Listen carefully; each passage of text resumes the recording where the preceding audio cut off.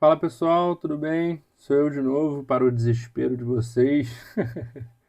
E aí, o que eu queria comentar hoje, que eu escrevi uma frasezinha aqui que veio à minha cabeça, é o porquê é mais forte que qualquer como. Parece meio confuso de início, mas vai fazer sentido. Acho que é assim, porque o porquê é mais forte ou mais importante que qualquer como. E que eu quero dizer com isso, né? Quando eu pensei nessa ideia para o vídeo, né? Pesquisando aí várias ideias e tal, eu acho que assim, o porquê, o que nos incentiva e o que nos faz querer fazer as coisas, o que nos movimenta, o que nos dá força motriz para a gente acordar de manhã e correr atrás dos nossos sonhos e fazer as nossas coisas e tudo, ir à academia, ir para o escritório, ir para a faculdade, fazer mestrado, fazer MBA, fazer pós, fazer o Diaba 4. É, eu sinceramente acho que essas coisas todas elas devem ser vistas do ponto de vista no sentido de que por que nós fazemos essas coisas em detrimento de como nós fazemos essas coisas? Porque assim, ah, eu quero ser tal coisa, eu quero ser, sei lá, juiz. Como eu vou ser juiz? Ah, estudando, não sei o quê, não sei o quê, estudando para concurso, não sei o quê, mas por que eu quero ser juiz? Por que eu quero ser defensor público? Por que eu quero ser delegado de polícia? Por que eu quero ser concursado policial rodoviário federal? Eu acho que a pergunta mais importante da vida é por quê? Isso é, vem da curiosidade intrínseca do ser humano em entender por que, por que o porquê que o mundo é assim e como o mundo funciona, né? Por que as coisas são assim, né? Porque a gente pensa, tipo, eu quero tal coisa. Como é que eu vou obter tal coisa? Não sei. Mas por que eu quero tal coisa? Ah, eu quero uma Ferrari. Como eu vou obter uma Ferrari? Ah, trabalhando muito, juntando dinheiro, investindo, bababá, bababá, bababá, financiando e comprando. Beleza, tranquilo, compro uma Ferrari. Mas por que eu quero uma Ferrari? Eu quero uma Ferrari para motivos internos meus, ou eu quero uma Ferrari para agradar as pessoas ao meu redor, ou para tentar agradar as pessoas ao meu redor, ou para fazer com que elas pensem que eu sou melhor do que elas porque eu dirijo uma Ferrari, porque eu dirijo um carro caro, sabe? Ah, eu quero viajar sozinho para fazer a Transiberiana, lá na Rússia, passar na Sibéria de trem, uma viagem linda. Pô, como não é difícil. Tudo bem que agora a Rússia está em guerra, é um pouco mais complicado. Mas por que eu quero fazer a Transiberiana? Por que eu quero me deslocar metade do mundo para fazer uma viagem, gastar dinheiro, pô, possivelmente ter diversas dores de cabeça, passar frio, ir para um lugar que eu não falo a língua, não conheço ninguém. E aí você para e pensa, por quê? E eu te respondo na ponta da língua, porque vai ser uma experiência incrível e inesquecível e maravilhosa. E é justamente por esse motivo que eu vou para o Polo Norte.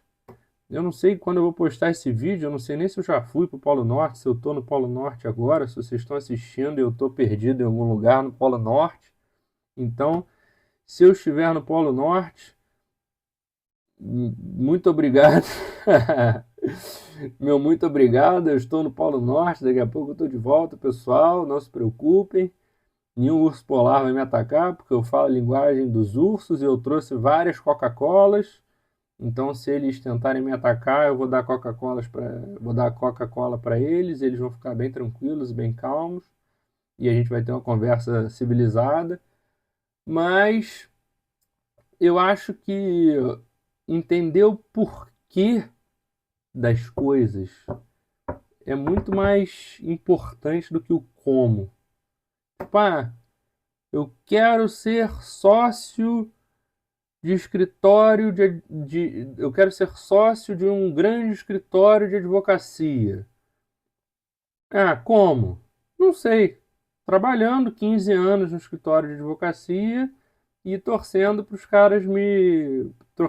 os outros sócios me promoverem à sociedade se eu for competente o suficiente. Mas por que eu quero ser sócio do escritório de advocacia? Porque porque é um sonho antigo meu, que eu acho que eu vou ser muito feliz trabalhando com isso, sabe? Porque porque eu já amo o que eu faço, sendo um só um associado qualquer, e eu acho que poder atuar como sócio vai ser muito mais legal, muito mais abrangente. Então, isso me lembra um pouco aqueles 5 princípios do jornalismo, né? Que minha avó era jornalista e ela sempre falava, né? Que é quem, quando, onde, como e por quê. E toda reportagem tinha que ter essas 5 informações, né? Mas no nosso caso é um pouco mais restrito, que é o como e por quê. Eu quero fazer tal coisa. Como eu vou fazer tal coisa e por que eu vou fazer tal coisa. Eu acho que não só o como, o como é um pouco. É justamente esse meu ponto. O como, ele não é importante. O como, assim, a gente vai, porra, nem que vai descobrindo na hora, vai resolvendo na hora, vai trabalhando na hora, mas o porquê, a razão por trás das coisas que traz a verdadeira importância. Por que que eu quero fazer tal coisa? Qual é a minha razão de ser? Qual é a minha razão de movimentação? Qual é a minha ideia por trás daquela atitude? Que eu quero? Por que eu quero fazer aquela coisa? Por que eu quero falar com aquela mulher? Por que eu quero é, iniciar um relacionamento, terminar um relacionamento?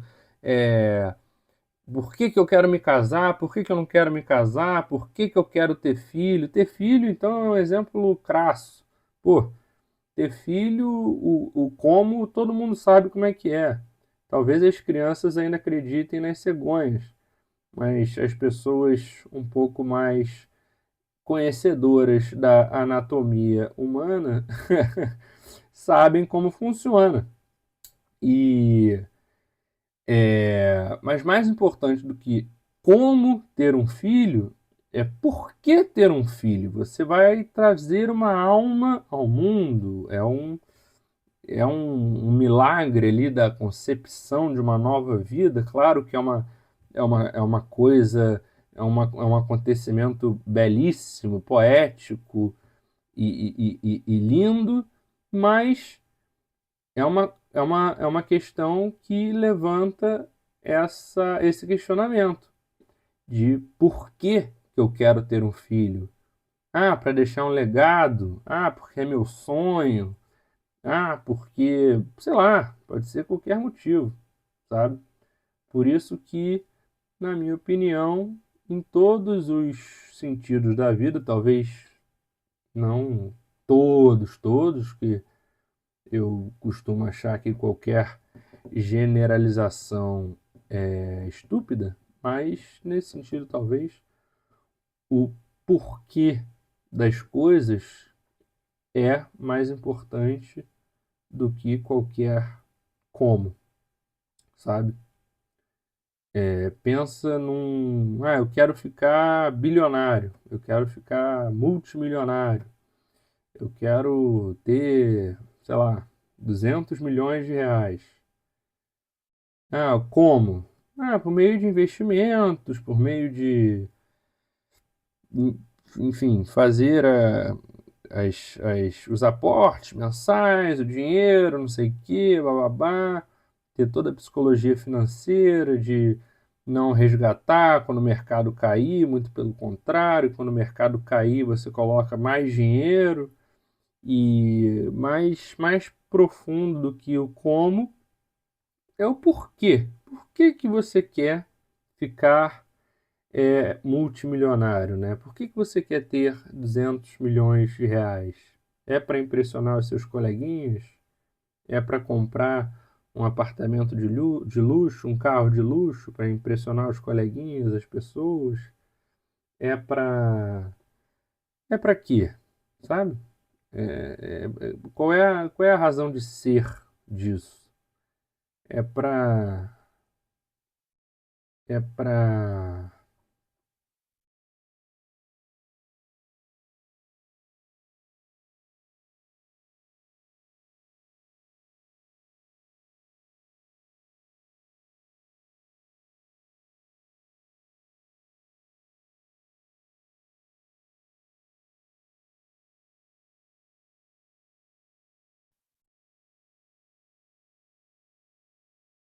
às vezes não é para nada, só para dizer que tem também. E eu respeito. Só para dizer que tem 200 milhões de reais e é isso. E nunca mais precisa se preocupar com dinheiro, não precisa se trabalhar e tá feliz da vida. E cada um sabe de si. Mas eu acho que tudo que a gente faz, a gente tem que se questionar do que, porquê do que nós estamos fazendo o que estamos fazendo, sabe? Tipo, isso também me remete à questão da Hannah Arendt e da banalização do mal, né? De que muitos dos soldados nazistas estavam ali sempre argumentando que estavam seguindo ordens às cegas, sem raciocinar, sem questionar, sem perguntar por quê. É, a ordem era levar os judeus para os guetos. E aí ninguém perguntava por quê. A ordem era levar os judeus para os campos de concentração. E nenhum soldado perguntava por quê, sabe? Porque depois ficou-se sabendo que os que estavam macumunados, né, digamos assim, mais a fundo com o plano de Hitler, era a SS, que eu vou esquecer o acrônimo aqui agora, mas era a SS que tinha o símbolo da caveira que eles usavam no cap, mas que a Wehrmacht, perdoem meu alemão, que era o exército alemão em si, na verdade eram garotos que eram arrancados de suas casas e levados para o front e que muitas vezes, assim como o povo alemão em geral, não sabiam o que estava acontecendo na guerra com o povo judeu, sabe? E com a população preta, e com os ciganos, e com os homossexuais, e com todos os outros povos perseguidos do leste europeu, né? O pessoal dos Balcãs, etc. E isso é muito importante pontuar também. Tanto que o Tales, né, o meu pai honorário, tá estudando essa questão de conflitos internacionais. Ele me trouxe uma informação que eu achei muito interessante que eu não sabia. O Médicos Sem Fronteiras, ele, ele intervém, né, nas situações de conflito e ele tem uma prática de denunciar, né? Ele vai lá ajudar as pessoas e ele denuncia a situação. A Red Cross, a Cruz Vermelha, ela vai nos lugares, mas ela não denuncia. Ela não conta para ninguém o que está acontecendo, porque senão eles não deixam mais ela entrar nos lugares, cara. Então a Cruz Vermelha sabia do que estava acontecendo, sabia do Holocausto antes de todo mundo.